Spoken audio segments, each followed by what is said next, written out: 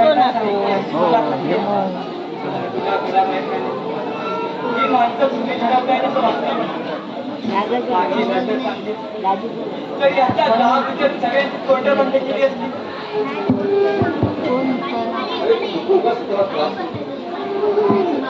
अरे बोलते आपला माझ्या नशिबात जर असं लिहिलं त्याला तुम्हाला मी काय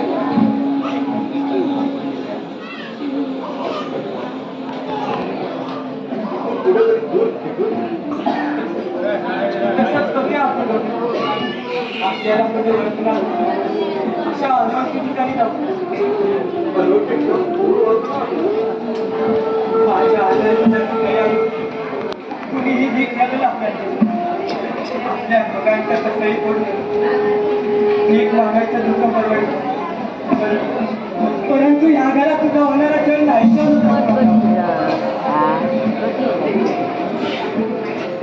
या अवस्थेत नमस्कार करून घेऊन अरे देवा दिखाण्याची तर वनवास ऋषी मुलींना आपल्या दुर्दैवाच्या फेऱ्यातून आपली सुटका करून घेतात. तर तुझ्या आणि माझ्यासारख्या मानवाची काय जेव्हा मेलं बघावं तेव्हा काम धंदा सोडून ह्या आंध्याभोवती घुटमळून चाललेलं असतं. ह्या आंध्याची जिवंतपणे समाधी बांधायचा विचार नाही वाटतं. असं वागणं तुला काय चुकलं? तुमचं कुठं काय चुकलंय? चुकलंय ते मेलं माझं. लग्न करून मी या घरात आले ते खूपच असणार तुझ्या डोळ्यात. आणि तेही खरंच आहे म्हणा. स्वतःच्या बायको मुली कथून करून पसार झालेल्या माणसाला इथे मजा करायला मिळते ना. त्याला माझं सुख कसं पाहू ना. ह्या घरात अशी आधी कुणी माणसं आहे मला आधी झोप असतं ना तर या घरात पाऊस ठेवायचा मूर्खपणच केला नसता. काय बोलायचंय ते मला बोल. रघु अकाला बोलशील तर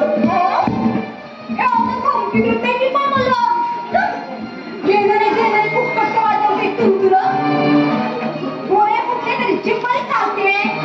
अरे या सोंगाड्याच्या काय वर घेणारे आंधळ्या या कुणी माणसाचा काय वर घेताना जनाची नाही मनाची नाही पण निदान 2 वेळा घ्यायला मी त्याची तरी लाज बाळगून बोला.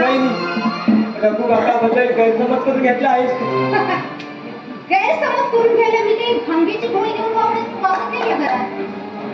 खऱ्या खोट्याचा शाण शाहुळीपर्यंत ठेवून घेतले आम्ही त्याला या घरात. नाही तर कुणाचंही वाट न बघता लाथ मारून घराबाहेर काढलं असतं. ती वेळ तुझ्यावर कधी येऊ देणार. जीव देणार असतील ना तर खुशाल दे. पण जीव देण्यापूर्वी ना तो खुशीने जीव देतो अशी चिठ्ठी लिहून ठेव. मागाहून पोलिसांच्या तसे निघाल नको आमच्या पाठी. वहिनी काय बोलते आहेस तू? काय बोलते ऐकून यायला डोळ्यावर रक्तांत सुद्धा फुटले की काय तुझे? तुम्ही दोघे इथे चकाट्या पिटता घरातली कामं कोण करणार? तुझं मी अंदायचा बाप.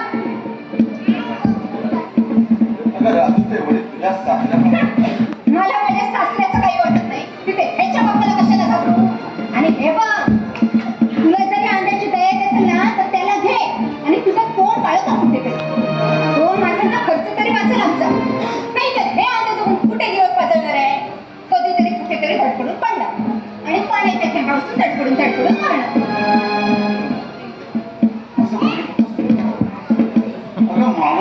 म्हणून काय वाटत खायला काय पियला काय असली माणसं असण्यापेक्षा नसलेली बरी. तुम्हाला सांगते आमच्या घरात सांगते सांगायला सुद्धा लाज वाटते नाही मला. माझ्या नशिबात आढळलं त्याला मी तरी काय करू? काय करायचं सुचत नसेल ना तर मी सांगते ना उपाय.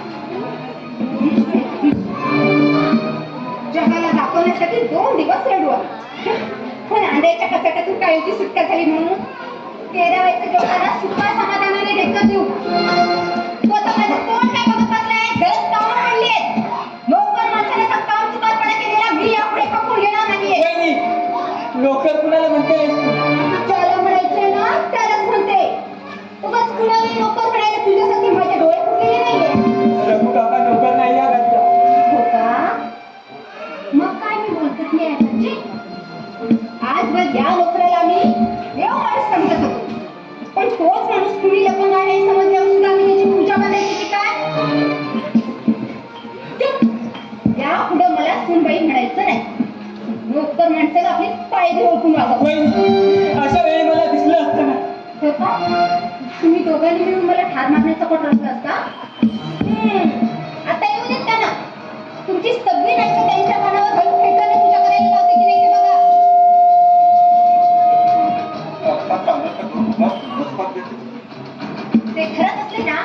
डोळ्याची जास्ती उघडत नाही.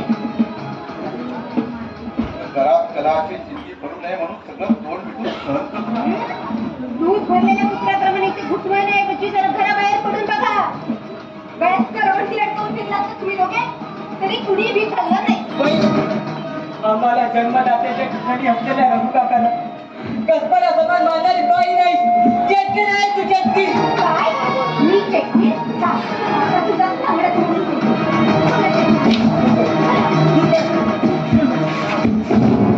काय रे थेरड्या? कोण रे सायकल फिरायला निघतो? त्याची मस्ती आली आहे तुला? विद्या तू सगळं ऐकलंय, पाहिले. तुमच्या घरच्या भांडणात लक्ष घालणे बरोबर नाही म्हणून बाहेरच थांबलो होतो. अगदी सहन झालं नाही म्हणून पुढे आलं. अगं म्हाताऱ्याला लाथेने मारतेस तू. अशाने एखाद्या वेळी जीव गेला तर कायमचा फास लागेल तुझ्या गळ्याला. चल रे.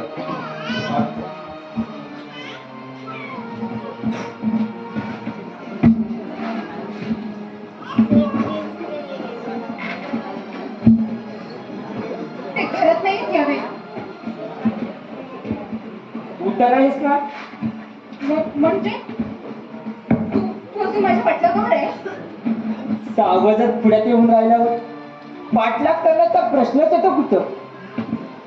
आपल्या दोघांच्या सुदैवाने आमच्याच गावातील बकऱ्या गाठतात की त्याच्याशी लग्न करून ते या गावात आले. तुझा पाठलाग करण्याचा माझा त्रास वाटतो. आता तुला समजलं असेलच, आनंदाने मी जीवलग मित्र आहोत ते. आता मी मालकी आहे या घरची, माझ्या संसाराची. आणि स्वतःच्या नवऱ्याची. पण मालकिनीच्या तोरणावर तर नाही हे विसरू नकोस. या घरच्या मालकिनीची काय लायकी आहे ना ते माहिती आहे मला. म्हणजे तू कशासाठी आलेस इथं? घाबरू नकोस. तुझ्या पूर्वायुष्याशी तुझ्या नवऱ्याला काय सांगून तुझा संसार मोठ्याचे पाप मी करणार नाही. एकेकाळी तू माझी होती, आता माझी राहिली नाहीस हे आपलं दुर्दैव. माझ्या सुदैवाने तुझ्या नालायकपणाची वेळ ओळखली मला. तू असं बोलली म्हणून मला वाईट वाटून माझ्या मनात सुधाची भावना निर्माण होणार नाही. लग्नापूर्वी आपण काय होतो हे विसरून तुझ्यासारख्या मुली इतक्या बदलतात, संसारात एकरूप होऊ शकतात याचंच आश्चर्य वाटतंय मला. स्वतःच्या दुर्गुणांच्या आगीने दुसरे शंभर भावना यांची राखरांगोळी करणाऱ्या माणसाला आश्चर्य वाटतं. खरं सांगू, त्यावेळी मी तुझ्यापासून लांब गेलो होतो त्याला नाईलाज होता माझा. आता तू माझ्या मित्राची पत्नी म्हणून या गावात आलेली पाहिजे आणि ठरवलं की तुझी क्षमा मागावी म्हणून. तुला दिलेल्या मनस्तापातून मुक्तता मिळाल्यास तुझ्यासाठी काहीतरी करण्याची इच्छा आहे या कमलाकडे. अर्थात तू संधी दिलीस तर. तुझ्या कुठल्याही गुणसापणा कसल्याची मी मूर्ख राहिली नाही. अगं बनवलंच सांगतोय तुला. आपल्या संसारात सुख समाधान कसं नाले का याचा विचार कर.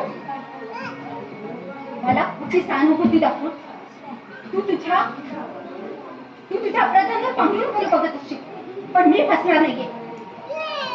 त्यावेळी तू माझ्यावर प्रेम असल्याची माझी फसवणूक केली. तुला वाटतं तसं नाही आहे विद्या.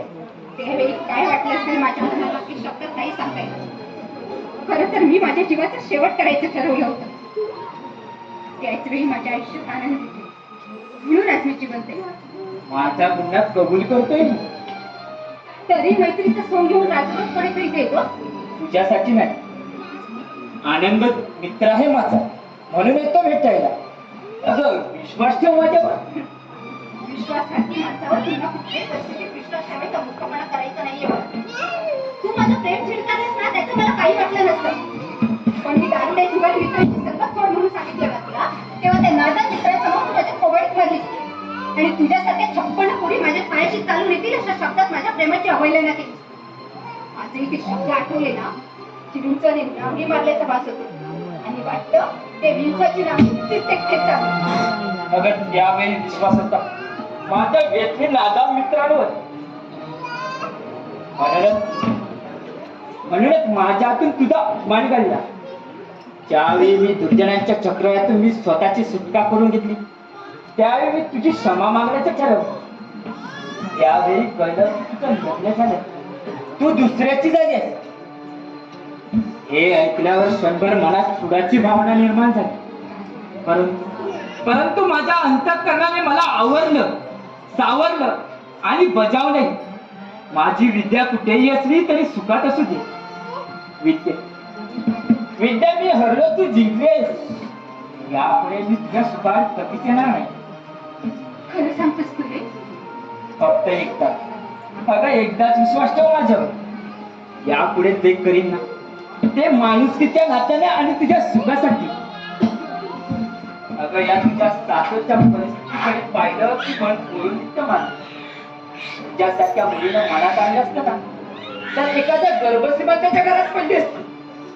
श्रीमंत घरची राणी झाली असती. माझ्या जखमीवर मीठ चोरून तुला नक्की काय सध्या करायचंय? गैरसमज न करून घेता मी काय सांगतोय ते ऐकून घेतलंस तर या दारिद्र्याचे शाप असलेल्या घरात तू सुखाचा स्वर्ग निर्माण करू शकतो. सगळ्यांचा विचार करत असतो का हाती भिक्षापात्र घेण्याची वेळ येईल तुझ्यावर. हेच विचार कर. या घरात कमाई करण्यापेक्षा ऐकाऊ माणसाची भरती अधिक आहे. तुला नेमकं काय म्हणायचंय? ऐकून घेणार असशील तर बोलतो. तो रघु काका कुठला फोन? इतकी वर्ष मान टाकून सुखात राहिला इथे. आता त्याच्या थकलेल्या हाडातून कसलं का म्हणणार? त्याला आपली सोय दुसरीकडे बघायला सांगणं हे तुझ्या फायद्याचं ठरेल.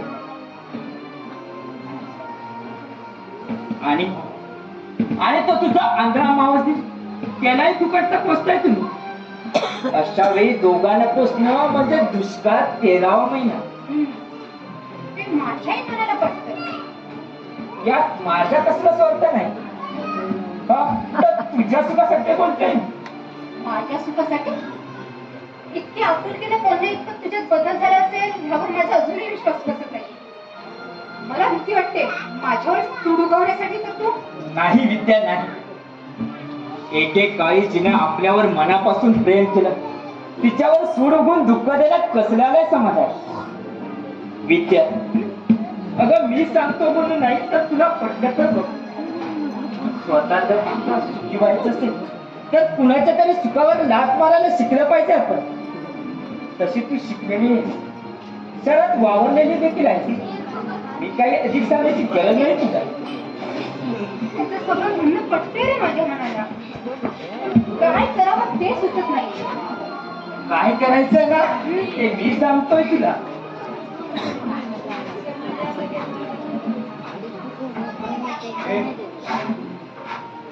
आजूबाजूला कोणी नाही ना, नाहीतर एक करता दोन व्हायचं.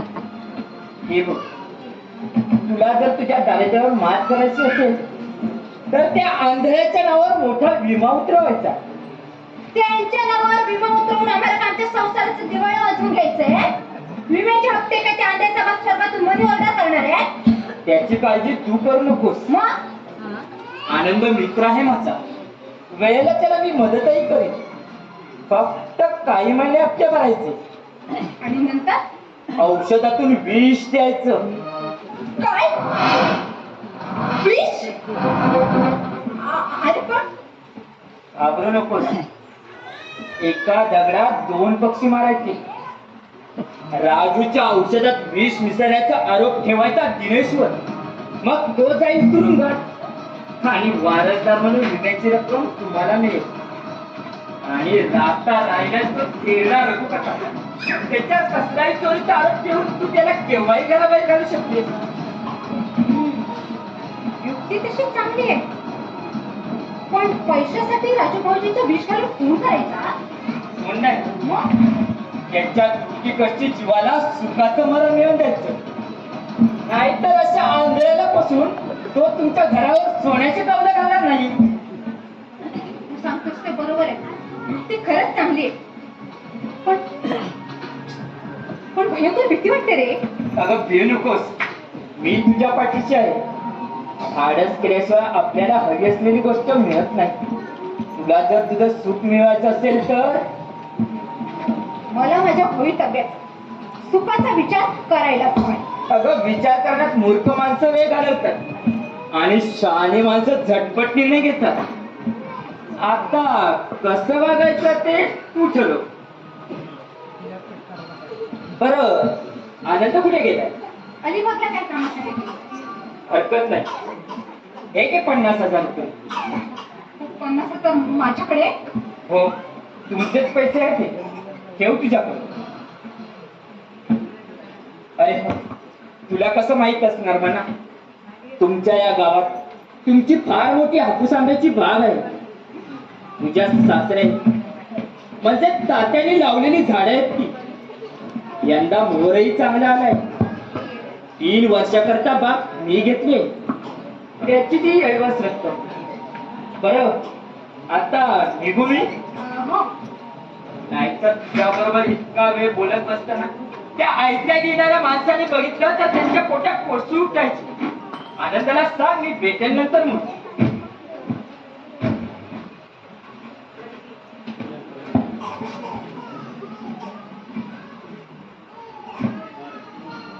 कमलाकडनं सांगितलेल्या गोष्टीत त्याचं काही कपट तर नसेल ना? नाहीतर आम्हीच होते ते. पण त्याने विम्याची युक्ती सांगितली ती तशी चांगली आहे. पण त्यांच्या औषधात विष मिसळायचं म्हणजे जाऊ दे, पुढचं पुढे बघू. बाकी विमा उतरवण्यासाठी ह्यांना पटवते. बघू कसं जमतंय ते. रघु काका, ए रघु काका, तुम्हाला सांगते आता काही दिवस माझा कुणाला संशय येणार नाही ना, असं सासूपणे वागायला हवं या घरात. या या या सगळे घरात या. आज काय करत होता? रात्रभर आजच्या बाजूला थोडी चक्कर आल्यासाठी वाटली म्हणून. आराम करत होतास? अरे अशी थोडी थोडी विश्रांती घेण्याऐवजी एकदा कायमचे डोळे मिटून विश्रांती का नाही घेत? म्हणजे तूही सुटशील आणि तुझ्याबरोबर आम्ही सुटू. ते काय माझ्या हातात आहे सुनबाई. तुला किती वेळ सांगितले मला सुनबाई म्हणायचं नाही म्हणून? विद्या, हो. बरं झालं तुम्ही ऐकलं ते. मीच सांगितलंय त्याला मला सुनबाई म्हणू नको म्हणून. अशा कोणी माणसाने मला सुनबाई म्हटलेलं नाही चालेल. विद्या, तू असं टोकाचं का बोलतेस? रघु काका एक वेळ आपल्या बायको मुलीचा पुणे गुन्हेगार असला तरी त्याने आमच्यावरची माया केली त्याची परतफेड होणं शक्य नाही. रघु काका, तू आज जा. विद्या, तो कमलाकर भेटला होता मला वाटेल. काय म्हणत होता? म्हणत काय होता? त्याचं नाव घेतलं की तू अशी दर्शून का बोलतेस? असा माझा दुर्लभ मित्र आहे तो. त्याने 50,000 रुपये दिले. असू देत ते. यंदा कलम दिलीच आपली त्याला. त्यापैकी आगाऊ रक्कम दिलीच आहे. मला वाटलं कर्ज घेतलं असेल म्हणून बसले मी. आता कर्जाची फिकीर नाही बघ मला. तू लवकरच फिटकेस. हो. आपल्या तात्यांची पुण्यही आपल्याला काही कमी पडू देणार नाही. तरी सांगू, आता मलाही पटायला लागलं की आपल्या घरातल्या माणसाला मी उगाच टाकून दिला. आपलं काहीतरी चुकते असं खरंच वाटतंय तुला? अहो, तुम्ही तरी माझ्यावर विश्वास ठेवा म्हणजे बाकीचे ठेवतील. इतरांनी तुझ्यावर विश्वास ठेवावा म्हणून मी त्यांच्यावर काही जबरदस्ती करू शकत नाही. परंतु जन्मजन्मीचं नातं आहे आपलं. त्यामुळे तुझ्यावर तर विश्वास ठेवावाच नाही. तसा आजचा दिवस आपल्या संसारात भाग्याचाच आहे. असं? तो कसा बाई? अगं, मला इथल्या सहकारी बँकेत नोकरीचा कॉल आला आहे. तोही अगदी जवळच्या शाखेतच. अय्या, खरंच की काय?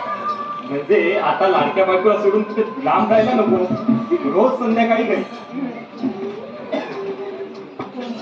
विद्या, अगं मला इथे नोकरी लागलेली असून तुला आनंद झाला की नाही? आता किती आनंद झाला म्हणून सांग.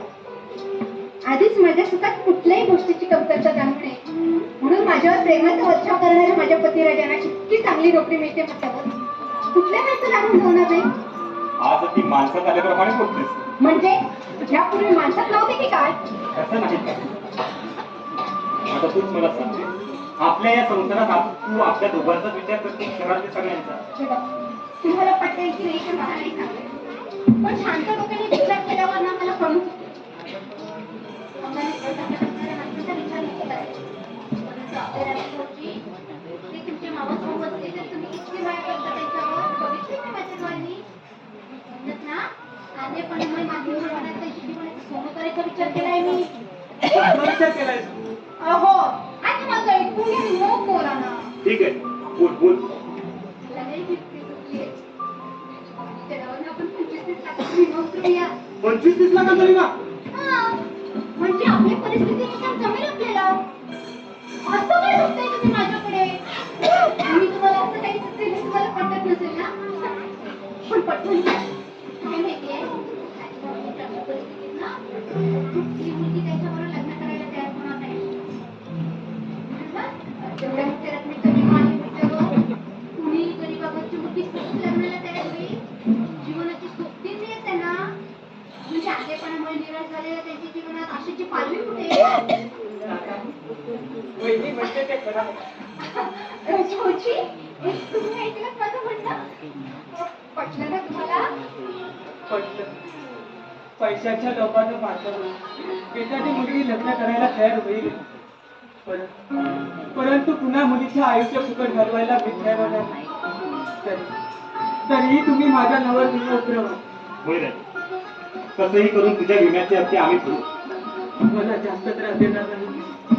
वर्षभर मी वेळी थोडी मारून चिंती तुम्ही सांगायचं की राजू पाय घसरून विहिरीत पडला आणि पंचनामा झाला.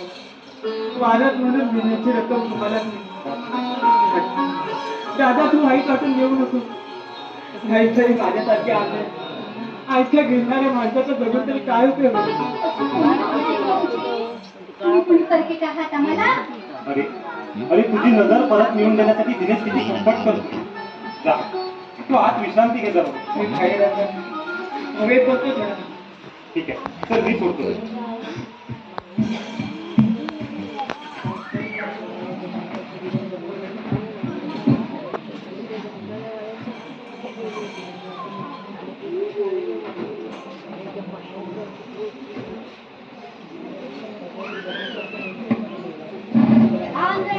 माझ्या मनातलं कसं बोललं? हे आमच्याकडनं चोरून करायचं नाही ना? तुम्हाला सांगते, डोळे फुटले तरी कान धडायचे स्वभावचे. जाऊ दे, माझ्या नवऱ्याला माझा संशय आला नाही ना, हे बरं झालं. बाकीच्यांना पटवायला मला किती सवय लागते. विद्या, बघितलंस ना, अगं राजूबद्दल आपण इतका आपुलकीने गोष्ट उघड द्यायचं त्याच्या चेहऱ्यावर समाधानाच्या रेषा उमटल्या. आज मला वाटतंय भाग्यवंत मी म्हणून तू माझ्या जीवनात आली. पण मला नाही सांगू तो होतं का? गुन्हेगार होतं का? तुम्ही त्याला आपल्या घरात ठेवून घेतलं.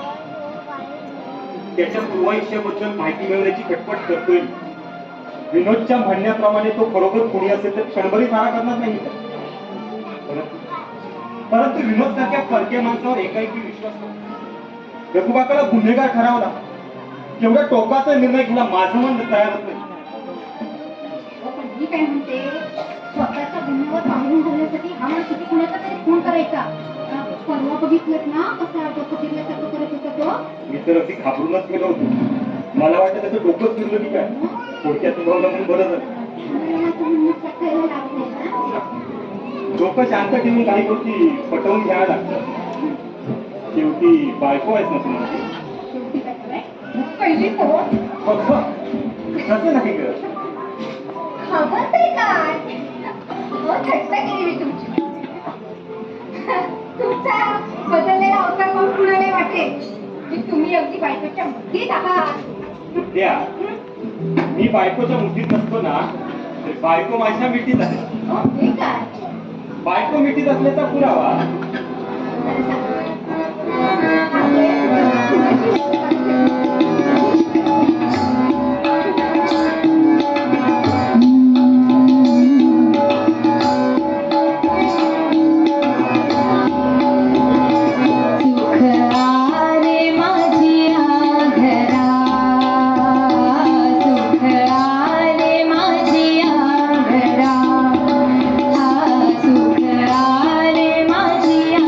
घरा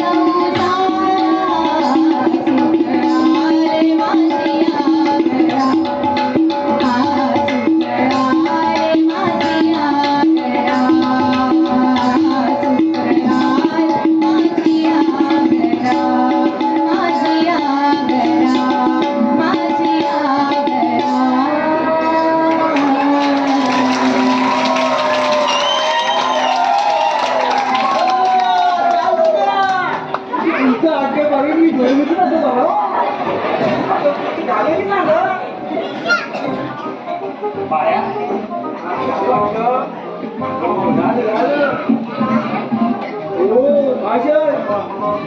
घराघरा टीव्ही आल्यापासून काळोखातल्या धिंगाणा उजेडात आला असा मला कुठे चान्स मिळाला नसला ना टीव्ही सिनेमात काय काय बघतो ना हो हिरोईन हिरो तडपडतात हो तडपडतात तर नुसतं तडपडत नाही तर तळमळतात हे बाबा तडपडतात तळमळतात लोळतात नुसते लोळत नाही तर खडा भडा भडा भडा लोळतात आणि पाटकन चोळतात एकमेकाचं डोकं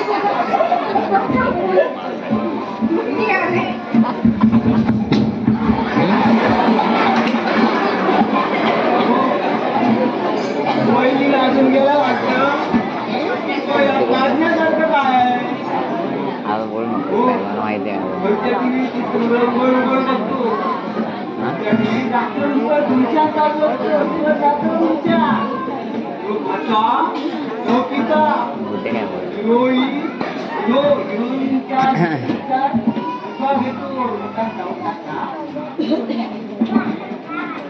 मग एकमेकांना घट्ट मिठी मारून म्हणतात काय म्हणतात बाळूगे, माझ्या पारू बाळूगे, माझ्या पारू गावता शिरू गंमत करू गावता शिरतोरी गंमत करू गावता शिरतोरी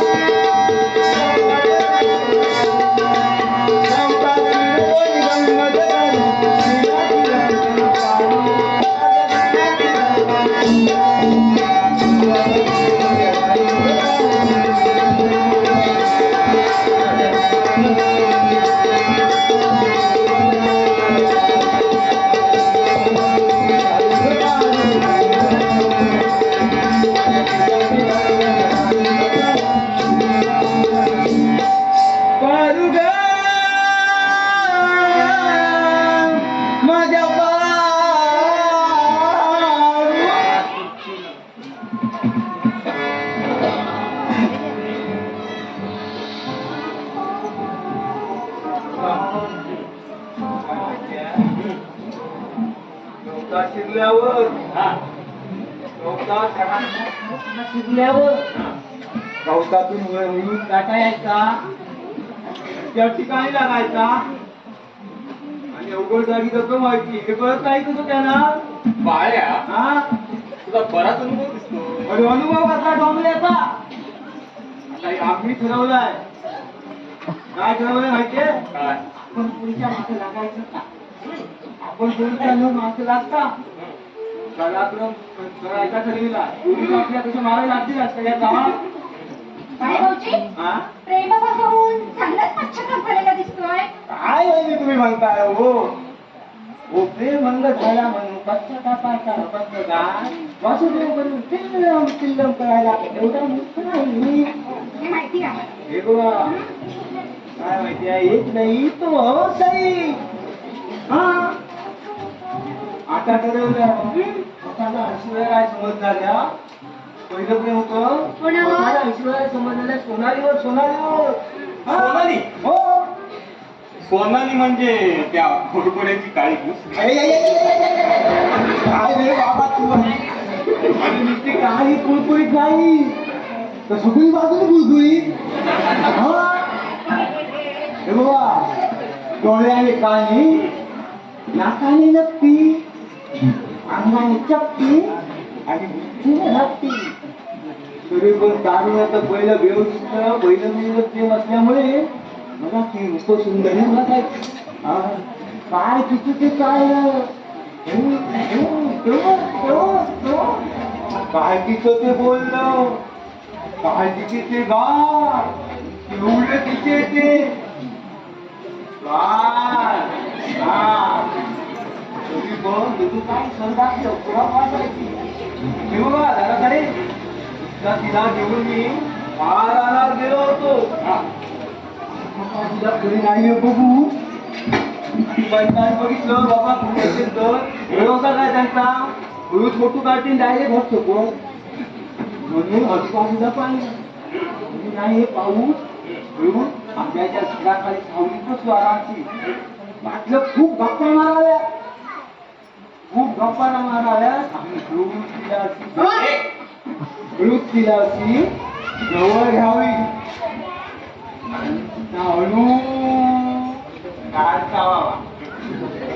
तोही चान्स आमच्या दोघांच्या नशिबात नाही हो. माझ्या नावात काही स्थापित निघाला नाही काय. गाव परवडला असता तो कॉस्ट आयो. आठवड्याच्या बाजारात गेलेला तुझा तू केवढा बा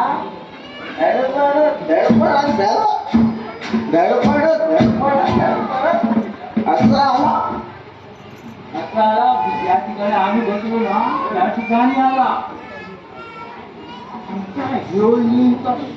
पाहू एवढा भडकला.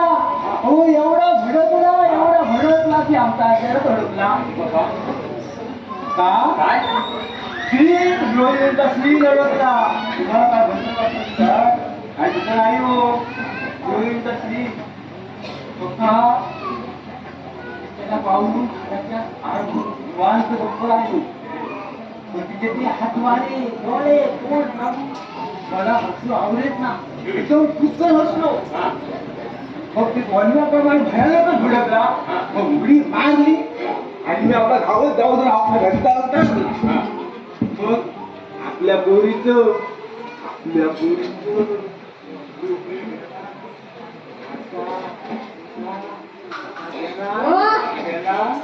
आणि आपल्या पोरीचं असं बपटलं झालं.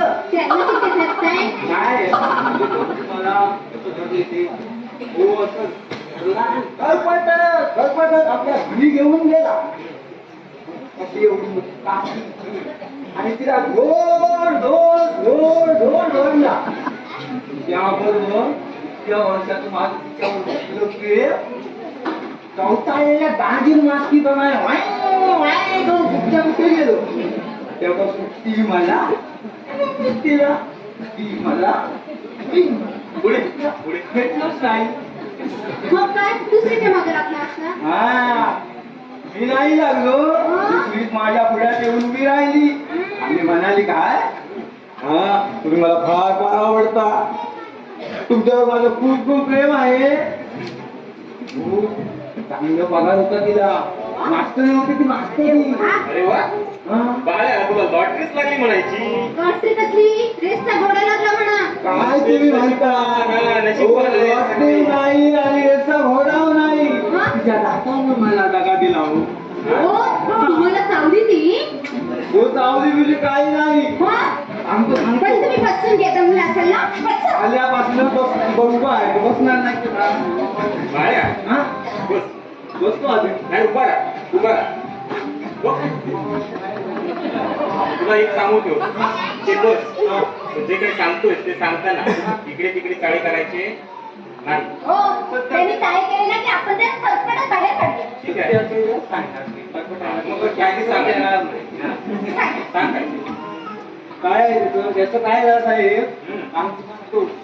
एकदा तिला घेऊन ना मी आमदारी गेलो होतो. हा? आमराई? काय काय मंडळ येतं ती काय आमदारी तिथे गेलो. तिला घेऊन आमदारी गेलो होतो. म्हटलं खूप गप्पा माराया. हा? पण ते कशासाठी कुठे आले ती? माझे डोके मांडीवर मांडी मांडीवर मांडी? नाही नाही मांडीवर डोकं. हा उलटे घालतो. हा. हा, तेच ना. हो मांडीवर डोकं ठेवलं आणि सगळं माझ्या आधी झाली. तरी मी तसा मांडी हलवत बघत थोड्या वेळाने थोड्या वेळाने एकदम चाळी झाली ती माझ्या मांडीवर. तरी मी तसा मांडी हलवत बघत मग तिने हळूच मला चिंता करायला खाली. मी म्हणतो अय्यो कधी जोरातच चिंता करायला सुरुवात केली. मग तुम्ही कुठं आला? अय्यो. नाही तिला गोगोली सांगितलं तुला ती. हा. मी दुसरी चिंते काढते मी दुसऱ्या चिंते काढते मी दुसऱ्या. असा आमचा इतका रंगा काढला होता इतका रंगा काढला होता मग सांगू. हा खेळ, हा? मी तुम्हाला हो विचारून काय सांगते. तुम्हाला सांगू एवढा खेळ रंगा काढला मोठमध्ये झपाट्याला रसायला पडली.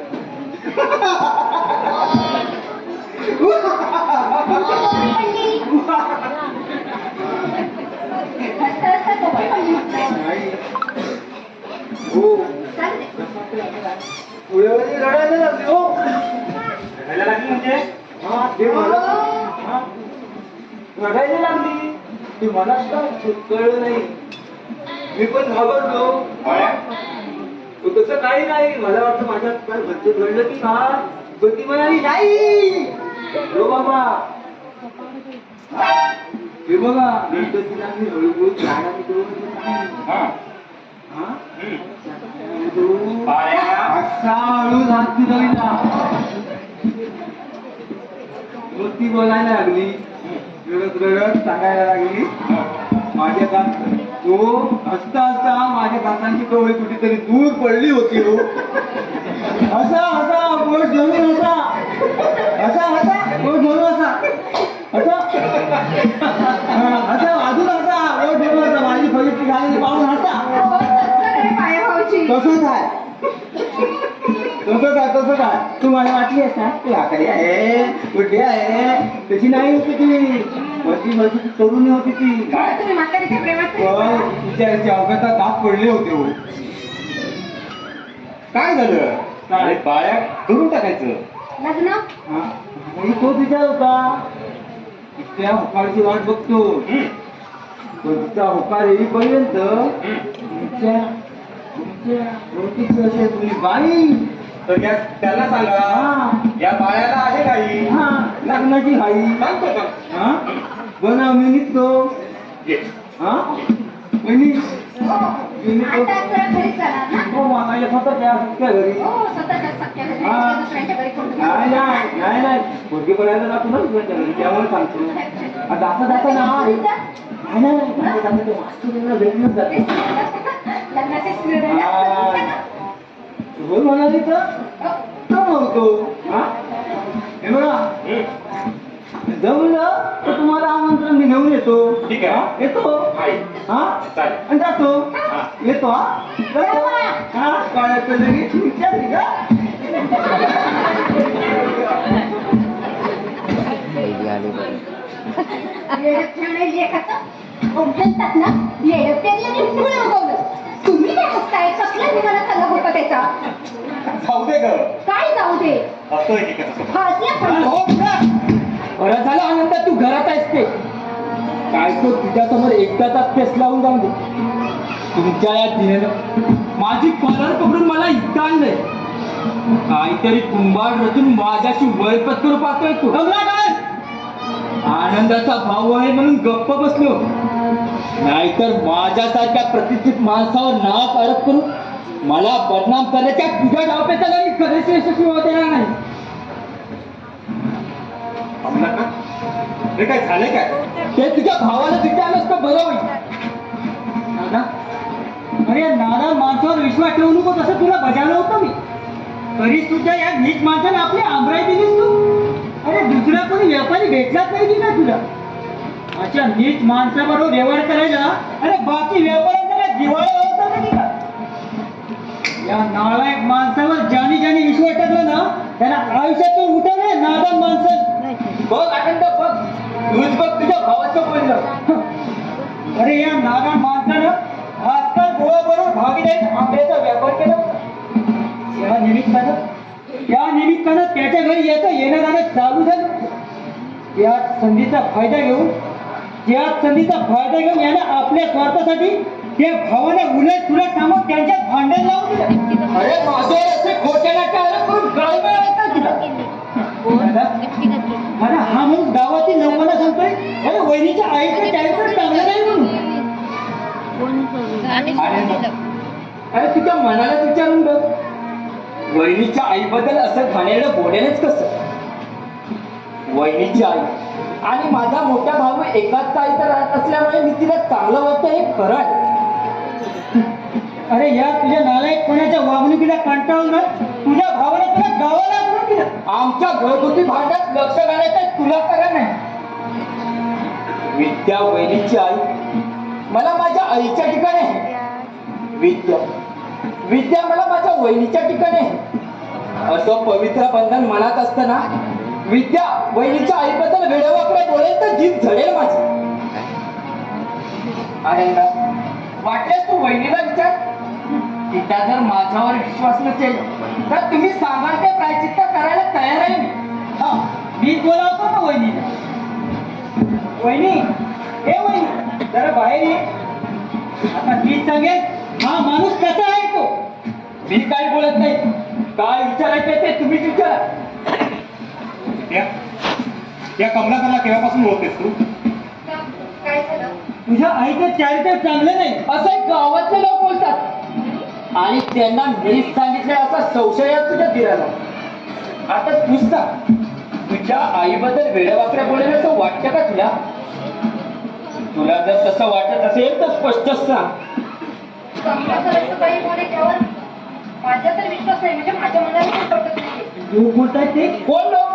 अजूनपर्यंत तुझ्याच कानावर आले ते. तुमच्यात काहीतरी कल्पना नसेल. वहिनी, माझ्यावर अविश्वास दाखवून या नालायक माणसावर विश्वास ठेवतेस तू? बस कुणालाही दोष देणार नाही मी. कमलाकरला मी चांगलीच ओळखते. या नात्या मार्गाने बहिणीचा काटा काढायचा विचार दिसतोय तुमचा. बघितलंस का आनंद? अरे तुझ्या माझ्या मैत्रीत कसा तेढ निर्माण करण्याचा प्रयत्न करतो. अरे याला साथ आहे त्या रघु काकाची. सावध राहा, नाहीतर अशा भावाच्या वागण्याला तुझा संसार कायमचा उद्ध्वस्त व्हायचा. कमलाकर,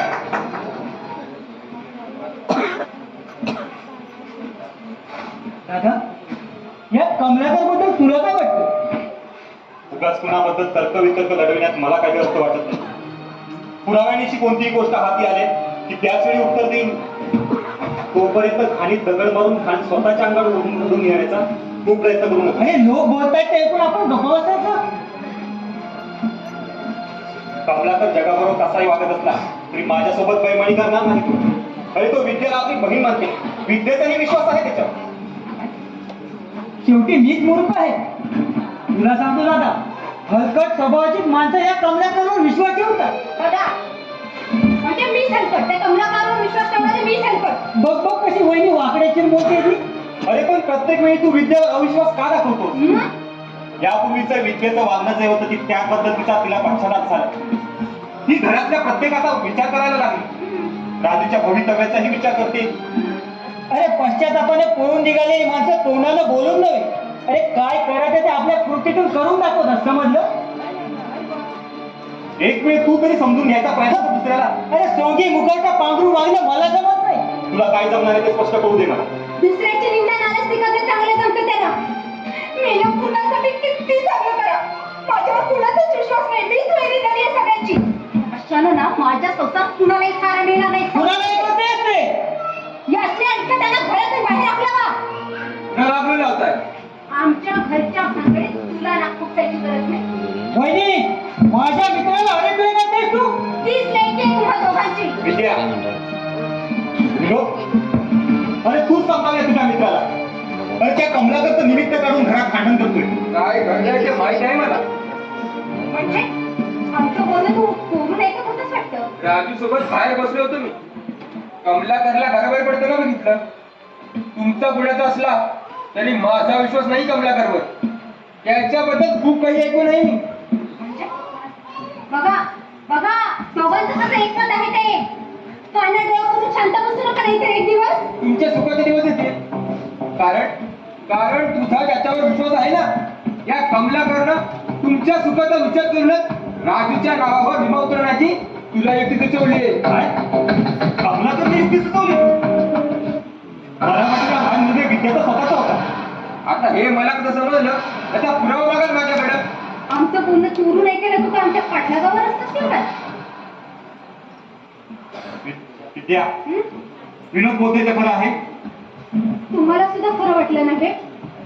परक्या माणसावर विश्वास ठेवता तुम्ही. अहो, घर भेटी माणसाची फूस असल्यावर बाहेर त्यांना वाटेल ते आरोप करायला काय जाताय?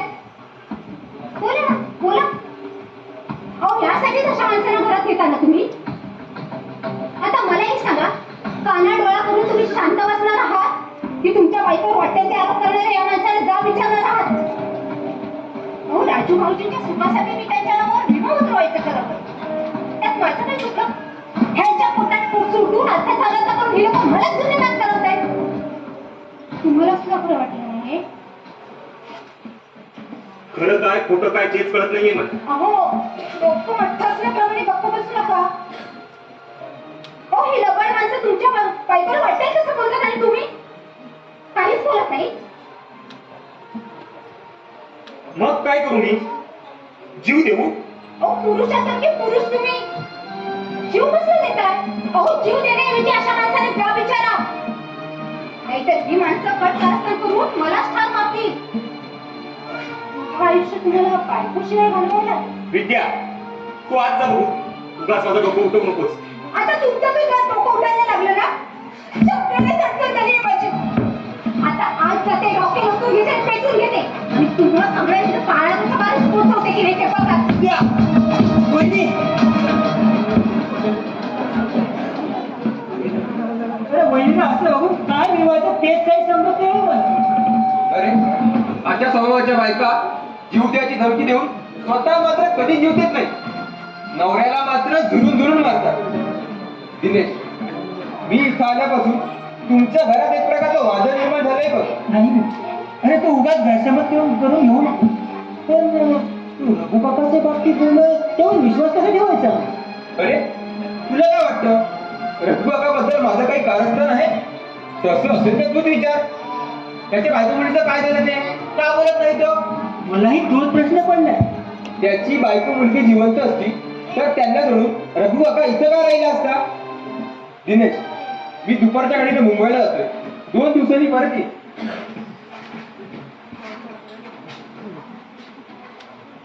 आता काही करून रघु काकाला बोलता करायलाच हवं. याशिवाय या चौथळी वादळाचा शेवट होणार नाही. रघु काका, हे रघु काका.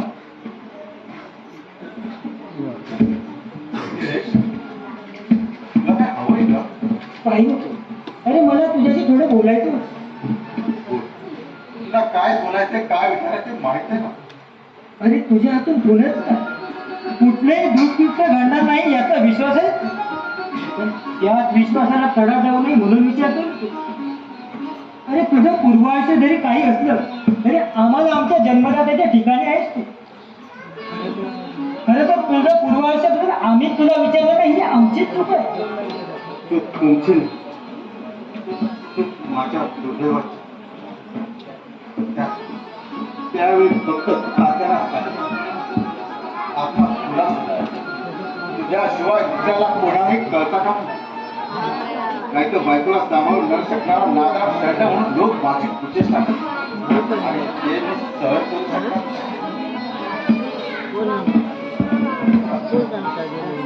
अजूनही मला वाटतं की कुठं भेटली तर नदीचा घोट घेऊन त्याचा जीव आणि तिच्या तळपडणाऱ्या अंगाला विचारत तू अजून तुझ्या धर्मपत्नीविषयी बोलतोय पत्नीचा धर्म पाय धरीत पुढवणारी धर्म दिनेश माझं लग्न झालं मला अगदी सुखाचा संसार चालला होता अचानक मी औषधोपचार करूनही गुण येत त्याला सोडून त्याला आणि लग्न का केलं त्याला आणि लग्न का केलं 5-6 महिने मी कामात जाऊ गमावणार असं कोणीच नव्हतं रे. अशा वेळी माझी बायको काजू सोन्याच्या कारखान्यात मोलमजुरी करण्यात जाऊ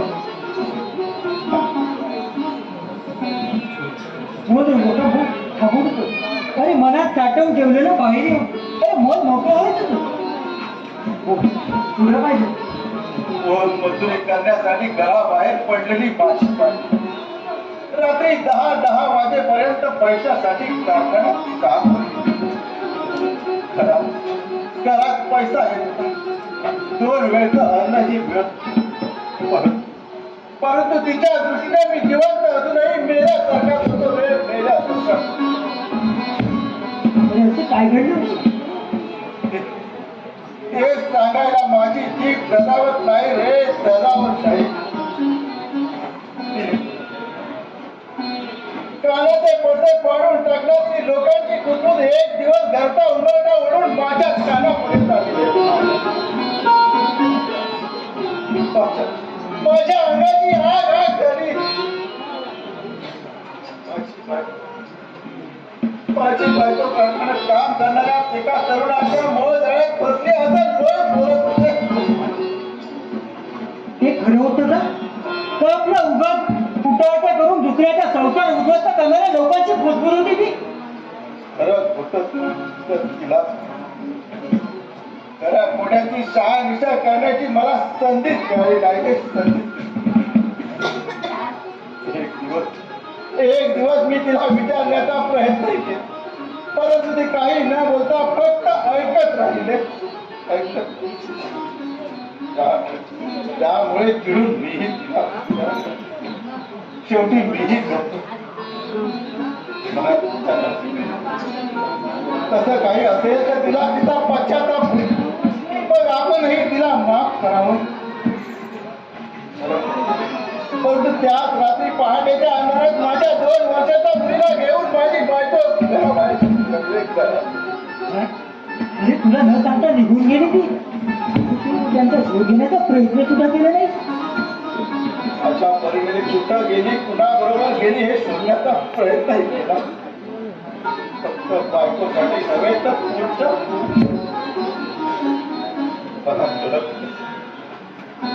नवऱ्याने टाकल्या बाईची किंमत मातीपेक्षाही स्वस्त समजतो हा समाज परंतु बाबा विना वाढलेल्या पोरीचं आयुष्य मात्र होत कुंडातल्या निकालाप्रमाणे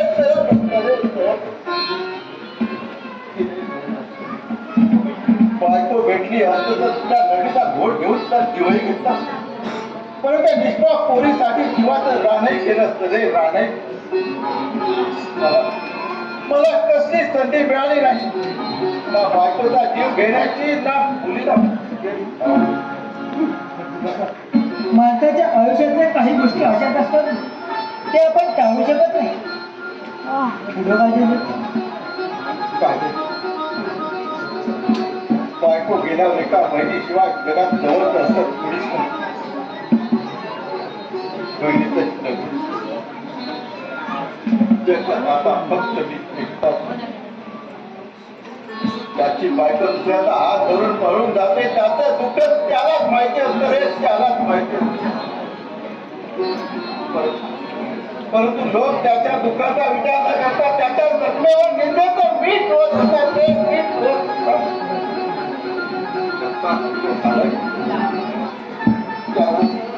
त्याला कंटाळून एक दिवस कुणालाही भर घंटा खराब सुरुवातीला 8-10 तासाचा प्रवास एसटीने त्यानंतर खिशात पैसा सुटला.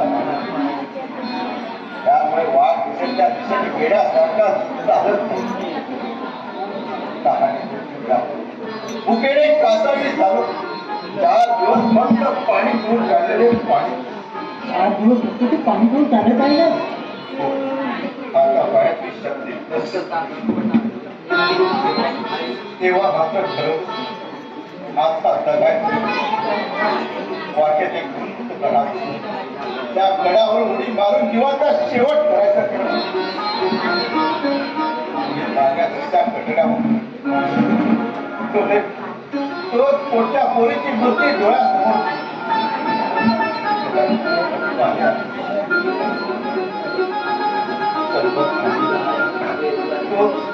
तोच पाठी मागून कुणीतरी मागे ओढला आणि माझं मरण टाळलं गेलं रे.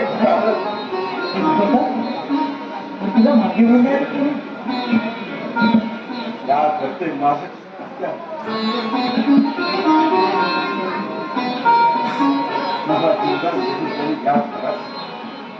माझ्या दुर्दैवाची कथा ऐकून या मला या घरात असला.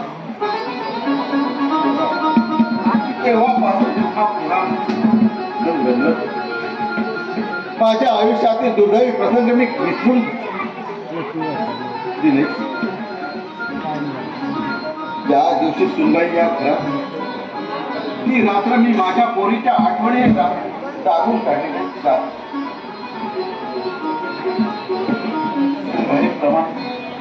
सुनबाई प्रमाणे आज माझी पोर आपल्या हक्काच्या घरी सासरच्या मंदिरात गेली. आता कुठं असेल माझी, काय झालं असेल तिथं, ते फक्त त्या परमेश्वरात माहिती. आता या जन्मात तरी तिची आणि माझी भेट होईल का ते फक्त परमेश्वरात. तुझ्या मुलीची आणि तुझी भेट घडून आणण्याचा मी प्रयत्न करीन. तू अरे तू तर म्हणतो काय आपण आपल्या बायको मुलीचा खून केला. माफ करा मला. रघु काकाला बोलतो करण्यासाठी मी जसं खोटं बोललो. खोटं बोललोस अरे त्यामुळे आमच्या घरात काय घडलंय ते माहित आहे मला. रघु काकांना तुला जे आता सांगितलं त्यावरून मी त्याच्या बायको मुलीचा शोध घेण्याचा प्रयत्न करीन. तू होय मी. तू आता माझ्या बरोबर चल. रघु काकाला सांगते पुढे ते. चल रघु काका ती बाहेर जाऊन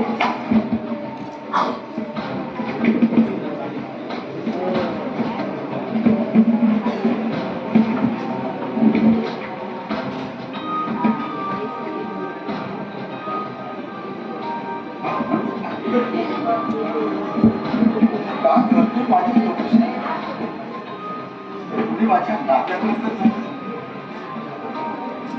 तसं असेल तर हा फरक घ्यायच्या पूर्वी मला इथे निघालं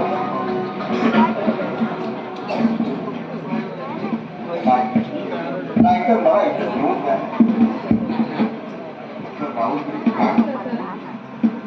काय बोललं हे माझं काल चिठ्ठी देऊन ठेवली. उगाच कोणी मला शोध करा. मी ना तिथेच ठेवले होते बघा पैसे. घरात ठेवलेले पैसे जायला काय कुठले पैशाला? ते मला विचारण्याऐवजी काय तुमच्या मागच्यांना विचारा ना. हे तर चोरी करून पळून जाण्याचा विचार केला असेल. काय बाई एकेका माणसाची नीती खाल्ल्या घरची कौलं मोजायची. माझ्या तोंडाकडे बघत बसू नका. पैशाचे विचार तुमच्या याद केला भूकला. थोडे थडके नाहीये, चांगले 50,000 रुपये आहेत. रघु का घरात ठेवलेले पैसे तू उचलते? उचलतेस काय? चुकलेस काय म्हणून विचारा. उचलायला त्यांचा काय संबंध? पैसे मी चोरले? हो.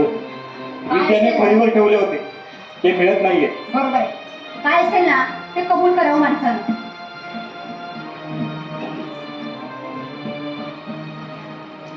आजवर या घरात लक्ष ठेवणार कोणी नव्हतं ना. त्याच संधीचा फायदा घेऊन या माणसाने तुम्हाला चांगलं धुवून काढलं असणार बघा.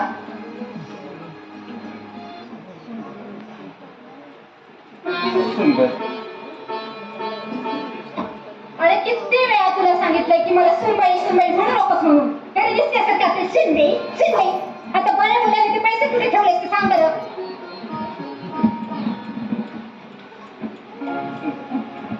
आनंद, अरे मी कुणासाठी पैशाची चोर? या जगात कोण असते मला? जगात तुझं कोणी नाही असं सांगून आजपर्यंत इथे राहिलास ना? हा? पण मला आता कळून चुकलंय. तुझं लग्न झालं होतं, तुला एक मुलगी होती. अहो तुम्हाला सांगते इतके दिवस बायकोपासून लांब राहणाऱ्या माणसाने तेवढी असेल एखादी बाई इतकं जोरे काढून तिची भर करत असणार. सुनबाई कसला आरोप करते? हो बरोबर बोलते मी. आनंदा तू तर आता मी कुणाचीही बाजू घेणार नाही. अरे प्रत्येक वेळी तुमची बाजू सांभाळताना मला माझ्या बायकोचाही विचार करायला हवा. प्रत्येक वेळी माझी बायकोच खोटं बोलते असं समजून मी तुमचा कैवार घेऊ? म्हणजे तुलाही वाटत मी पैसे ठेवले? चोरले नसेल, उचलून ठेवले असेल बाजूला. आनंदा तुझ्या बोलण्याचा अर्थ असतो. आता मला कुणी आधी बोलायला लावू नका. माझ्या घरात राहायचं असेल तर पैसे जागेवर आले पाहिजेत. विद्या, मी येतो कमलाकरला भेटून. आल्यावर बघतो कुणाचं काय करायचं ते. तू आज जा.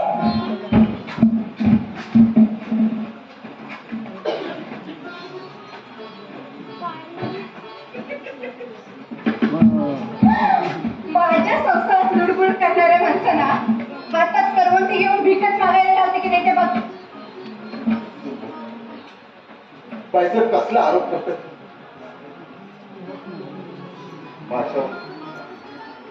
माझ्यावर चोरीचा आळ खेळ. मला तुम्ही सांगितलं असतं गेलो. तसं असतं तर मग आधीच गेला असतात ना. तुम्ही या घरात आलात त्याच वेळी मला फास. कधी काही ती वेळ माझ्यावर येणार. आजवर माये पोटी मी हे सगळं सर केलं. आता मात्र तुम्ही केलेला चोरीचा आरोप मी नाही सर करू शकत नाही. ज्वेलरीचा विचार केलास की का?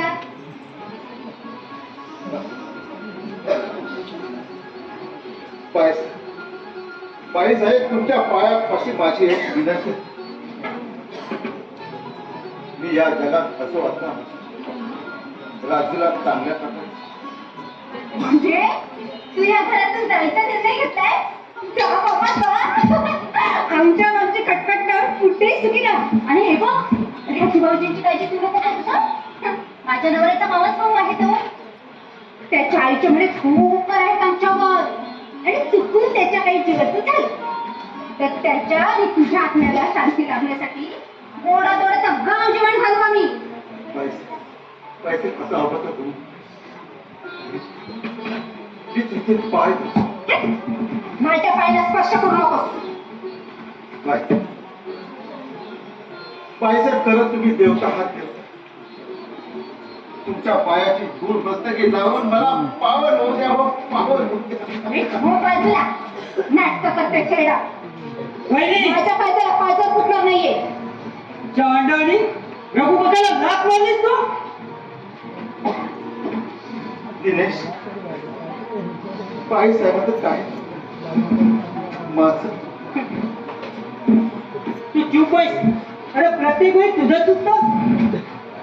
मी काय म्हणतो दिनेश? अरे घरात कलह झाला की घरातली लक्ष्मी मिळत त्या वाटेने बाहेर. तू एक शब्दही बोलू को सांग.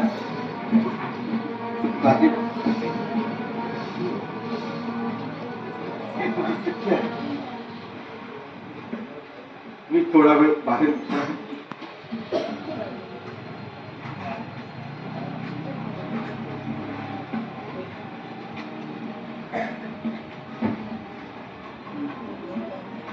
आता येऊ दे दादा. आजच्या आज तुझ्या वागण्यात सोक्ष लावून टाकतो की नाही ते बघ. मला जाऊन तुझे काय निर्णय लावायचा ना तो आजच्याच लावाच. मी सुद्धा बघते ना माझ्या नवऱ्याचा पराक्रम. रघु काकासारख्या चोर खुनी लपंग्या माणसाला लातेने उडवायचं नाही. नाहीतर काय देवालयात बसून पूजा करायची. आज घराचे पैसे चोरले एक पद्धत जर गेली त्याची. काय रघु काकाने पैसे चोरले? हो, थोडे थोडके नाही, 50,000 रुपये. नाही, चोरीसारखे नीट करतो माझ्या रघु काकाच्या हातून घडणं शक्य नाही. उगा त्याच्यावर आळ घेशील तर पाण्याच्या थेंबा होतं तडफडून मरावं लागेल तुला. हो, कावळ्याच्या शंपाने गाई मारायचे दिवस संपलेत आता. आता कावळेच ना गाईच्या पाठीवर बसून कुठे काय मिळते काय बघत असतात. घरातले पैसे जर मिळाले नाही ना तर ते अंधाचा का तुम्हाला सगळ्यांना घराबाहेर काढते की नाही ते बघा. मला सांगताय. वहिनीला असं वागून काय वाटत काहीच समजत नाही मला. रघु काका, हे रघु काका. दादा, दादा काय चाललंय काय आपल्या घरात? झालं ते कमी झालं का? पण रघु काका चोरीचा आळ घेण्यात पण मदत केली ना वहिनीची.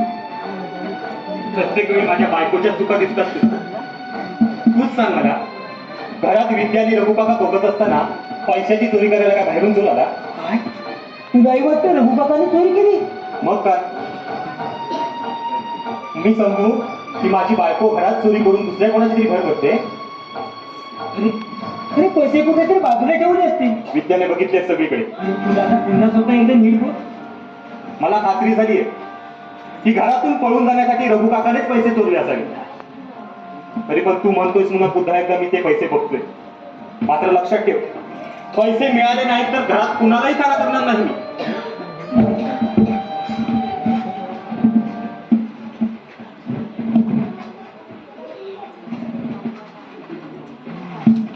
आता इथे पुन्हा तिथे ठेवून दे.